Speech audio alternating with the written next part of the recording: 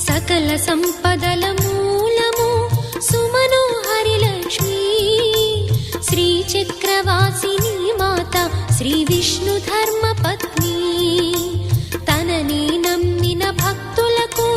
దరిద్రమును బాపు కొలిచెడి వనితల కొంగులలో బంగారము నింపు అష్టలక్ష్ముల రూపున అవతారం దాల్చినది కష్టములను తొలగించగా